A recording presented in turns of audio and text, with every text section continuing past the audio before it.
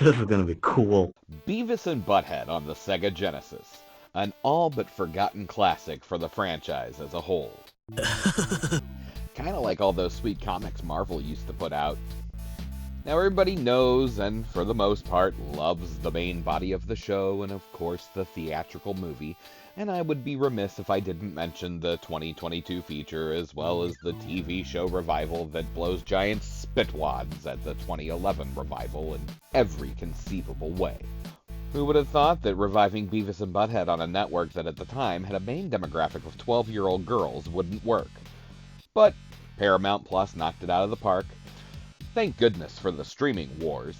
Really, if you haven't seen the new Beavis and Butthead, I implore you to do so. I think it might be the best Beavis and Butthead effort Mike Judge has made since Beavis and Butthead Do America, and that's saying a lot.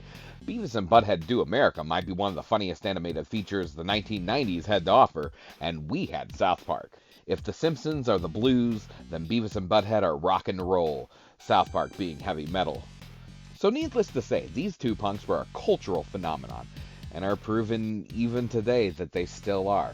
So with that said, Beavis and Butthead need no further introduction. Let's get to it. This game begins with the message of somewhere in a small American town. This game is so old, Beavis and Butthead weren't even established as being from Highland yet, but it actually does a pretty good job of adapting early memorable bits from the TV show with references to the first few seasons pretty much everywhere. So it all starts with Beavis and Butthead getting tickets to Gwar, a gross-out rock band from the 90s. I can't even show you the depths of their depravity here. So Google at your own risk. Beavis and Butthead get the tickets and then proceed to be immediately chased by Tom Anderson's stupid dog. You know, Tom Anderson, who's always complaining about those two young boys whacking it in his tool shed. One of them calls himself Butthole. The other one's name is Joe, I think. And, what did these boys look like? I believe they were Oriental. Tom Anderson, who was the obvious inspiration for Peggy, you know I can't give you more children. I have a narrow urethra. the greatest American slice-of-life anime ever made. Yep. Yep. Yep. Mm-hmm. So Anderson's stupid dog eats the Gwar tickets, so the boys chase him, and eventually he stops to throw them up, and Anderson runs them over with his lawnmower. The tickets, not the boys. Thus scattering the pieces of the tickets all over this small American town, and our game begins with Beavis and Butthead on the hunt for the sad, scattered remains of their Gwar tickets. So Beavis and Butthead trek off into many different locations throughout the game, almost all of which inspired from the first few seasons of the show. Starting with their home, which is basically the main hub of the game, and serves little purpose other than couch fishing later in the game and checking your Gwar tickets and password input, of which every time you collect a piece, you earn a password. Yes, a password. This game is old enough to not have a real save function. At first, I was really excited to play this game again, and then I remembered what a pain it is to get used to. So before we go to our first location, we head to the bedroom for the pants. One of two prerequisites we need to get into the laundromat at the mall, but not just any mall. The Turbo Mall 2000, as the Highland Mall was referred to in early episodes. And the place is lousy with security guards, and they all want to kill Beavis and Butthead, who are at this point of the game only armed with burps and farts. It doesn't go well. But if you manage to make it inside, you find that you survive the cops, only to be assaulted by shopping carts, phantom skateboards, and even bowling balls, who when they hit you make hilarious 10-pin sound. But who pilots these things? Bunch of invisible buttholes, that's who. Probably Todd, who's hanging out in the car shop, Weeby Cars, guarding all the cans of oil, which we need. He hates these cans! Not Todd. He loves these cans and will guard them with his life. As far as I know, this is completely original and not inspired by an episode. So you fight Todd, get the can of oil, which we will get to soon, but in the meantime, we head to the yogurt shop. A setting from the episode, Yogurt's Cool, in which Beavis and Butthead have an altercation with the manager and paints the whole mall with magical, never-ending yogurt cones. Now, we probably should have come here before fighting Todd to pick up the spitball straw and the soap, which is the other item we need to get into the laundromat. Not that the game explicitly tells you any of this. You just gotta figure it out. It's really one of those games where you have to just kind of know what to do with what item and which items are useless and should be sold for spare change. Or buy the Cheater's Guide for $9.99. Yeah, Nintendo wasn't the only one making cryptic games to sell magazines. However, for a shooter, it actually, in the end, is a quite clever puzzle game in disguise. Every item makes sense for what you need them for. You just gotta know what you need them for. So we go to the laundromat and open every door down the line, until we get to the last door, at which you now know what the oil was for, which I suggest you use, lest the old lady awakens and slaughters you. But if she doesn't, we collect our first piece. Interestingly, the laundromat is kind of based on the episode Washing the Dog, where Tom Anderson convinces the boys to wash his dog. So they do, at the laundromat, in a washer. Now, the old lady is actually in the episode, but she only has a brief, fairly docile interaction with the two. So next we head off to the street, patrolled by a lesser-known than Todd thug, Earl, who can be quite a pain in the nads. If you manage to make it past Earl and you get into the sewers, which, ironically enough, I wish I would have remembered earlier in my playthrough that much like Ninja Turtles on the NES, switching back and forth between Beavis and Butthead will conserve your health. This would have made the sewers a lot easier. I would have died a whole lot less had I remembered this. Once we make it through the sewers, we are rewarded with health and a new duck friend, whom we will sell for mad profit later. Heading into the junkyard, we are greeted by a new toy gun, the best item in the game. Toxic waste and old junkers to give the game some very light platforming. Really more of an annoyance than anything. The enemies include rats, swooping eagles who hit me every time, and Todd, which makes sense because Todd is trash. If you manage to the end of the junkyard, you will collect a dog bone, which will be important. That is if you can make it all the way back through the junkyard, and through the sewers again, which I died several more times, and then off to Tom Anderson's house back on the street. At which point, Beavis and Butthead proceed to murder Tom Anderson in cold blood, before taking the key to his garage so we can whack off in it. I mean dance. But before we can do that, we have to give that bone to the dog so he pisses off. Once we enter Tom's tool shed, we steal his chainsaw, which we need now, and his fishing pole, which we will need for the end of the game. We proceed to chop down Tom's tree and collect the next ticket piece. This is one big reference to the episode where Beavis and Butthead do exactly that.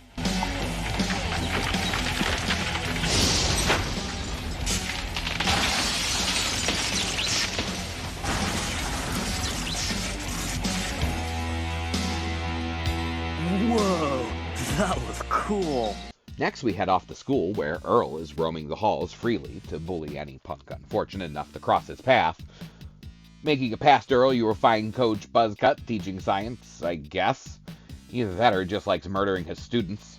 Yeah, I'm gonna go with that. So you have to burp and or fart at Coach Buzzcut in order to get him to stop operating the electrical experiment thingamabob long enough for you to make a mad dash across his desk and steal chemicals A and B, mixing them together, kind of like Resident Evil, and expose the chemical to the final boss of the school, Principal McVicker, who has a ticket land on his head upon entering the room. Once you show him the chemicals, he promptly falls dead, and you can collect the next piece. Don't forget to visit Van Driesen before going home. Now, Beavis and Butthead, please settle down, okay? Next, we head to Burger World, and we start to get a real sense that Todd is stalking us. At Burger World, we head out to the back where the dumpster is located. I know for a fact Beavis and Butthead spent a lot of time back here. Here we snag the other spit straw and a dead rat, who finds his new home in either Beavis or Butthead's pocket. We head inside, punching in the passcode, Butthead, and as far as I can tell, there's nothing in the game to indicate this, or anything to be completely honest. They just wanted you to buy the Cheater's Guide. Once inside, we find a hungry customer, and Beavis and Butthead proceed to wipe their entire asses with the health code. They serve up a healthy rat burger and fries, giving it to the customer, who proceeds to immediately throw up, revealing another ticket piece. Snagging that, we head back to the dumpster where Beavis and Butthead eat the most disgusting, rotten 16-bit hamburger I've ever seen in my life.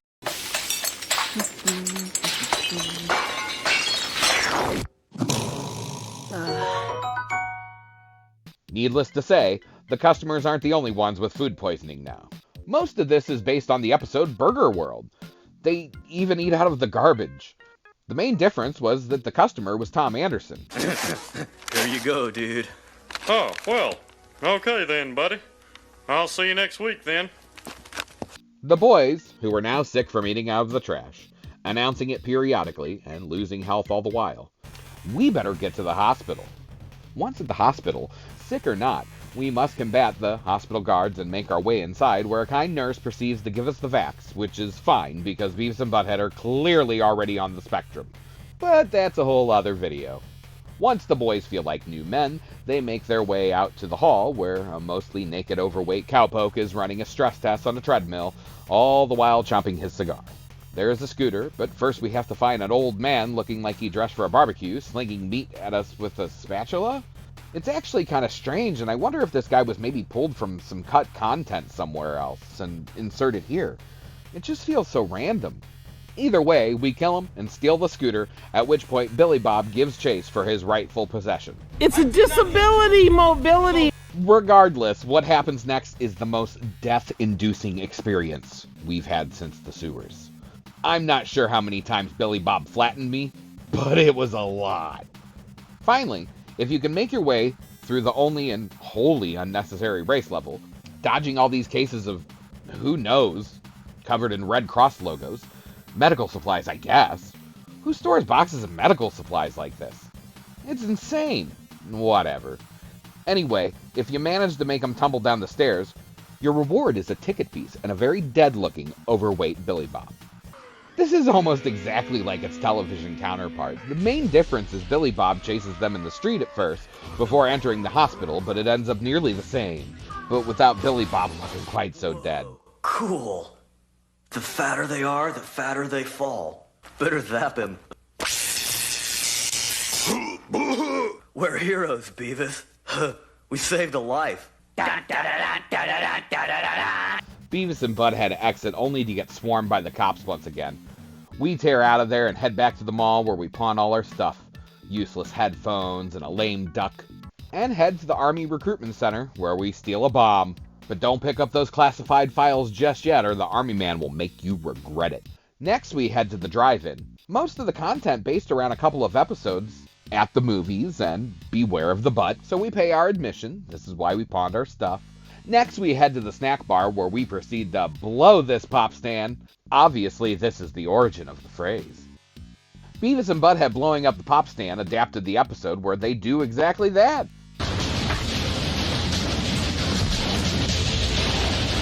Whoa, that was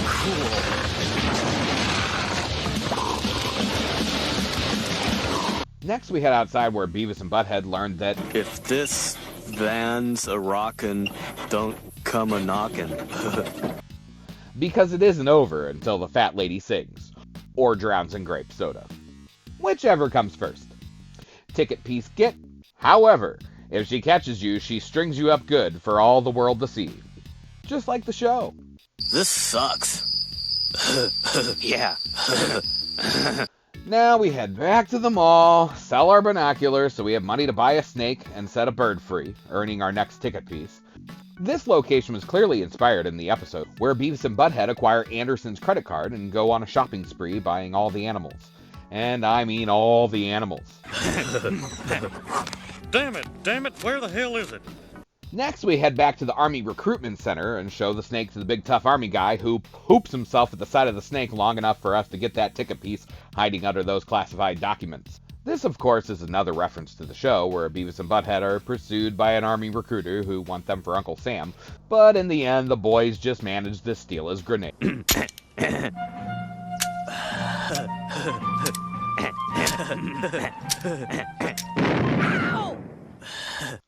You would think this would be all of our business at the mall, but next they head to the toy store where we acquire another toy gun. The toy store, another location from the show, where in an episode Beavis and Butthead steal balloons from the toy store just to huff their helium. I don't feel nothing.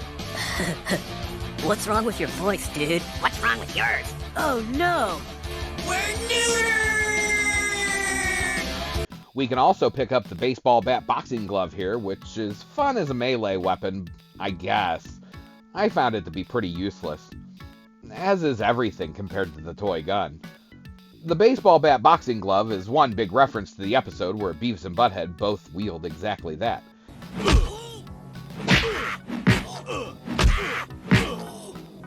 And it's the main weapon in the SNES version. For some reason, it just works better in that version. We do a little dancing. Finally, we head home for some nice, relaxing couch fishing, which, using pizza for bait, gets you a cat. The suitcase will net you Stuart, and gum will get you the final ticket piece.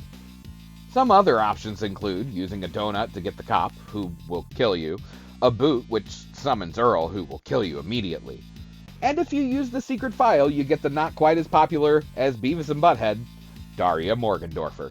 Diarrhea, cha-cha-cha, diarrhea, cha-cha-cha, diarrhea, cha-cha-cha. Get a life. Who gives you useless advice, just like Stuart. And almost all of that actually happens in the episode Couch Fishing. Hey, shut up. I got something. Where they net a raccoon instead of a cat. They in fact catch a Stuart. Come on, stop it already. Stuart fish. And even an old lady. Eventually the cops are called and Stuart takes the fall. All right, you punk. Let's get you down to the station. No, stop. My dad'll... Shut up, you punk. Ow! Poor Stuart. So Beavis and Butthead managed to collect all the pieces. And hi-ho, it's off to Gwar they go. But make sure you take that cat and the scissors. You're gonna need them both. At the concert, the boys meet Sleazy P. Martini, the manager for Gwar, and they think it's pretty cool. Now, as you head down the sidewalk, Tom Anderson's dog suddenly appears, and if you have the cat on you, it's not a problem. Then we gotta fight a whole bunch of goons who will tear you up if you're not careful. This, like the boxing glove baseball bat, is also a reference to the episode Babes Are Us. Once we make it inside, we use the scissors to quickly dispatch the last goon with the sandbag. And that's it. We make our way behind the curtain, and the show begins. Beavis and Butthead somehow managing to be part of it, dancing to their little heart's content. Amazing. Now, before I give you my rating, it is of rather important note that this version of the game, according to the interwebs, not the favorite. Highly criticized for its puzzle difficulty, as we priorly stated. You really need to know what you were doing. Both the SNES and Genesis versions are very different from each other. First off, the animation is very different with the Sega version really hitting the mark. It looks great. I mean, the animation is almost smoother than some of the episodes of the show of the time. The SNES version noted for its ease of play, no major puzzles that need to be figured out so much. Both games having the original plot of going to Gwar, but each does it a little differently. The SNES version, instead of tickets being destroyed and scattered, the concert is already sold out, so Butthead decides they must go around town and take pictures of themselves doing cool things and beating up enemies with baseball bat boxing gloves.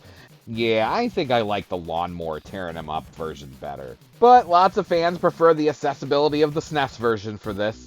However, Beavis and Butthead on the Sega Genesis is both charming and funny, and I would love to see a South Park Stick of Truth style take on the franchise. Beavis and Butthead have plenty of side characters, they just need to find a way to make them shine. Difficult in its puzzles, it however serves as a pretty reasonable side-scrolling shooter once you master the toy gun. One of the funnier features of the game is Beavis and Butthead dance everywhere and anywhere if you AFK for more than a few seconds. It's fun, but its greatest drawback is you have to know what you're doing. Game-breaking for most fans. And that is one reason why I give this the rating of, this game sucks, because it kind of does. Unless you're a cheater. Is better than the SNES version? I don't know about that. But both games rule and suck in their own ways. If you're a hardcore fan, you should definitely try it. And if not, well, you've heard enough. Hey, bungholes. This is like the end of the video, so you should like subscribe or something. That'd be cool. Thanks for watching. I guess.